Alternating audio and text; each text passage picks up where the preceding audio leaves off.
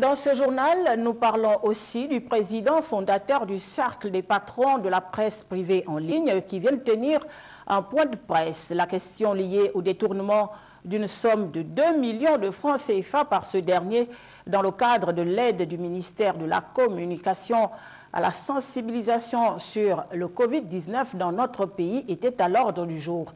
Compte rendu Cabrel Guilan Lemami et Ulrich Mbutso Mbie.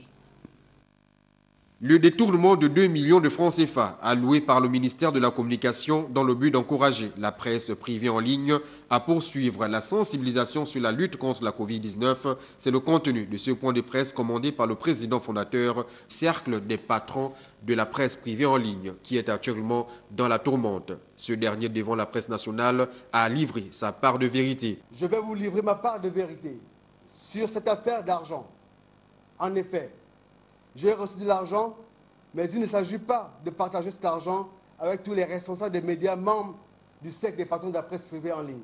Car un travail m'a été demandé et ce dernier a été livré. Par ailleurs, le président fondateur du CPPL, dans ses échanges avec la presse, a décliné la liste des médias bénéficiaires de cet argent.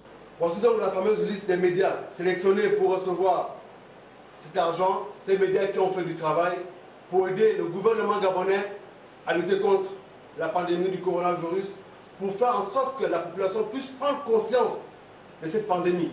Il s'agit des médias suivants: le Touraco Vert, Afrique Direct, Rêve Info, Gabon Info Live, True News Africa, 7 jours Info, Clap Info, Vox Populi 241, Info 366, Information du mois. Il faut relever tout de même que le bureau du CPPL sert aussi de siège à d'autres presses privées en ligne. Il est donc accessible à tous ses adhérents.